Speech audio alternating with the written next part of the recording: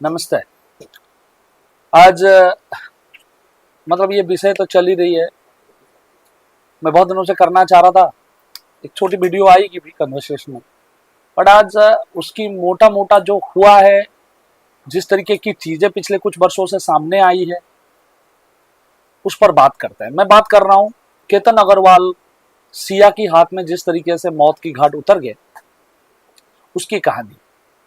कहानी छोटी सी है, यही है कि अरेंज मैरिज की प्रपोजल आती है केतन के लिए, सिया के साथ उनकी एंगेजमेंट हो जाती है फरवरी की महीने में। जून आते आते दोनों प्लान करते हैं, वो जो कौन सी फोर्ट है ना ना, फॉरगेट द नेम, बड़ा फेमस कोई गढ़ वाली फोर्ट है, उस फोर्ट में गए तो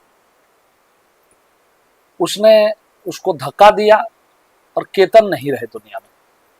कौन सा, मैं थोड़ी, एक मिनट, मैं एक बार मोबाइल देना। नहीं नहीं, बंद मत कर, बस मुझे रेफरेंस चाहिए थोड़ी सी।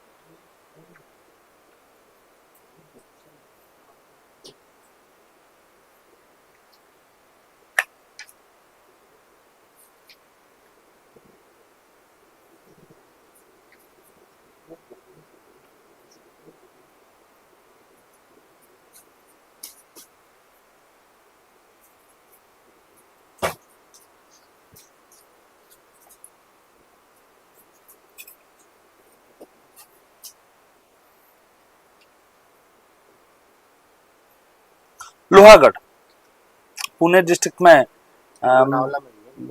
पुणे डिस्ट्रिक्ट में लोहागढ़ फोर्ट है। मैं बस नाम, लोहागढ़ के नाम थोड़ी टच कर रही। तो इन्वेस्टिगेशन से ये कह रही है कि सिया जो है, चेतन करके एक लड़के से प्यार करती थी, बहुत ज्यादा प्यार करती थी। 2000-3000 कॉल्स हुई है 4 महीने में, और दोनों ने प्लान करी, फोर्ट के ऊपर लिया, केतन को धक्का दे दिया। 2-4 पुलिस इन्वेस्टिगेशन को लेके सवाल आते हैं। मैं पहले पुलिस के ऊपर जो सवाल लग सकते हैं वो बता रहा हूं। पुलिस समझ में आ रही है कि केतन अग्रवाल एक रियल्टर होने के वजह से पुलिस के ऊपर कोई प्रेशर नहीं है अच्छे से इन्वेस्टिगेट ना करने का। सिया की परिवार भी ठीक ठाक परिवार है, फाइनेंशियली इंडिपेंडेंट परिवार है। नॉर्मली फाउल प्ले इस तरीके की पुलिस केस में तब होती है जब दूसरे तरफ बहुत ज्यादा पैसा वाला है, तो उल्टा तरफ गरीब है। तो रियलिटी है, मैं बता रहा हूँ। आप बोलोगे तो न्याय तो सबके लिए समान होने चाहिए, परंतु जिस तरीके से ये केस फूटा है, पुलिस के पास बहुत ज्यादा इसको बोच अप करने के लिए ऑप्शंस नहीं है। बोच मतलब खराब करने के लिए कोई बहुत ज्यादा ऑप्शन पुलिस के पास है, पुणे पुलिस के पास है, ये मैं नहीं मानता। पुणे पुलिस की तो रिकॉर्ड रही है इन्वेस्टिगेशन खराब करने का। लोहागढ़ फोर्ट में केतन को देखो, स्ट्रेट शॉट केस है, केस में कुछ है नहीं कि सिया ने केतन को धक्का दिया, केतन मर गए। चेतन करके एक लड़का था, एन वाले लड़कों से ही सिया को पसंद था, तो चेतन के साथ उसकी संबंध थी।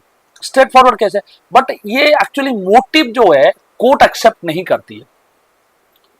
लड़कों की डेथ को लेके, ये सिया की डेथ होती तो केतन के खिलाफ अभी चार्जशीट फाइल हो चुकी होती, बट अब ये कल मुझे लगता है लोहागढ़ जाके उसको रिक्रिएट किया है, केस मतलब अच्छा करने की कोशिश किया है। बट मैं अभी भी स्ट्रेट फॉरवर्डली ये मानता हूं, कोर्ट में इस केस को प्रूव करना इतना इजी नहीं होगा, क्योंकि सिया कभी भी मुकर जाएगी, क्योंकि ऐसी कोई एविडेंस नहीं है पुलिस के पास। जैसे क्लियर हो रहा है, सिया ही इस मर्डर को अंजाम दी है। ये दूसरी बात है।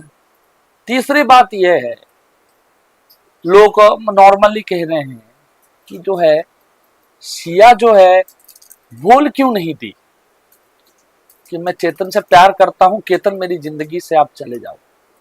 अरेंज मैरिज सेटअप में जब 100 करोड़ 200 करोड़ की मालिक लड़का हो ना, ये सब बोलना संभव नहीं होता है। मैं अब सिया के पक्ष लेके बात बोल रहा हूं। तो सिया ने जो किया उसको डिफेंड किया जा सकता है क्या? कुछ फेमिनिस्ट ये कहते हुए मैं सुन रहा हूं कि जो नारी समाज है वो 1000 साल से प्रताड़ित है। कितने लड़कियों की डेली बेसिस में डाउरी के लिए हत्या हो जाती है, कितनी जगह जो है पति की निर्यातना में पति दारू पी के आता है, चप्पल मार देता है, पति दारू पी के आता है, उसके ऊपर यौन व्यभिचार करता है। डायलॉग भी पिंक में आपने सुना होगा, नो आपकी वाइफ भी बोले आप रुक जाइए। मैरिटल सेक्स क्रिमिनल नहीं है, ये भारत की कोर्ट्स बार बार रिटिएट किए हैं। क्योंकि मैरिटल सेक्स जो है, रेप जो है, आप उसको कोर्ट में कैसे प्रूव करोगे? डेली साथ में सोते हैं पति पत्नी, कौन से दिन पति ने जोर जबरदस्ती करी, कौन से दिन पत्नी का ही एसेंट रहा, हाँ बोली उसने, how do you prove it in the court? मैं कोई लीगल लुमिनरी नहीं हूं, परंतु article 351 of the IPC Indian penal code ये आपको अलाउ ही नहीं करता इस तरीके की चीजों को प्रूव करने के लिए। जो इसको वीडियो को डीपली देखेंगे उनको ये समझ में आएगा मैं जो कह रहा हूं वो क्यों लॉजिकल है कि इस केस को कोर्ट में प्रूव करना।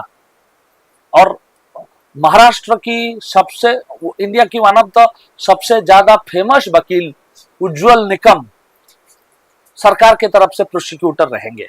उज्जवल निकम आजकल बीजेपी की एमपी हैं। उनके ऊपर एक मूवी भी आ रहा है जिसमें राजकुमार राव उनकी रोल कर रहे हैं।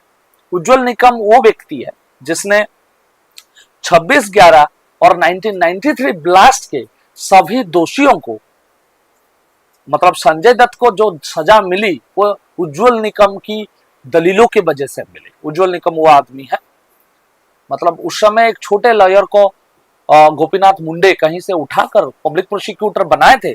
आप एक किताब पढ़िए हुसैन जायदी साहब का, ब्लैक फ्राइडे मूवी भी बना है, कोई देखना चाहता है तो। अनुराग कश्यप उसको डायरेक्ट किए हैं, के मेनन उसमें फिल्म में एक्टिंग किए हैं। ब्लैक फ्राइडे किस तरीके से 1993 ब्लास्ट को प्लान किया गया था, उज्जवल निकम उन सबको प्रोसिक्यूट करा था उन्होंने।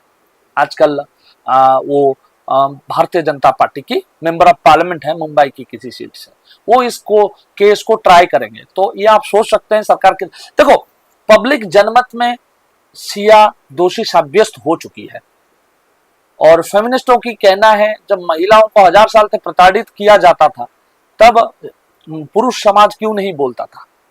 और आज 2-4 महिलाओं ने अपने पतियों को मार दिया तो ये क्यों एक केस ऑफ कन्विक्शन बन गया हर उस बेटी के लिए जो कल शादी करना चाहता है। रील में मैंने एक मजेदार वीडियो देखी जिसमें पति पत्नी बात कर रहे हैं, पत्नी बोल रही पहाड़ों में चले, तो पति बोल रहे हैं अपने दोस्तों को बुला लूं, हाँ बुला लो।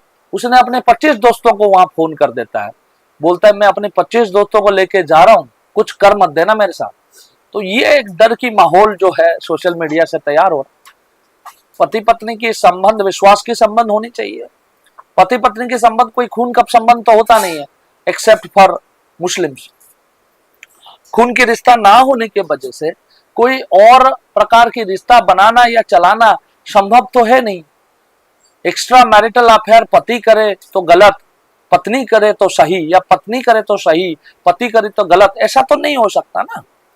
एक्स्ट्रा मैरिटल अफेयर्स इस देश में लीगलाइज हो तो गया है, परंतु आपकी देखो कोई किसी के साथ विवाह के बंधन में बंध गया है तो दूसरा लड़का उसको पसंद नहीं आ सकता, कोई और हैंडसम लड़के के साथ उसका संबंध नहीं हो सकता। ये भारतीय लीगल प्रोसीजर के तौर पे डिसअलाउड नहीं है।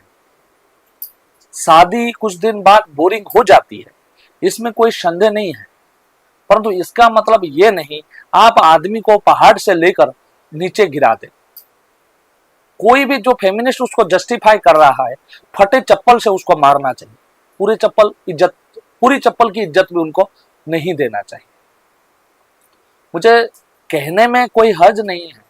सिया जो है, केतन अग्रवाल को ये बात समझ जाना चाहिए था। ये जो महिला है वो कुटिल है और अपनी कुटिलता से उसको प्रताड़ित कर कर मार दिया। सिया अपने डिफेंस में कह रही है, केतन तुमने मुझे छोड़कर चले गए।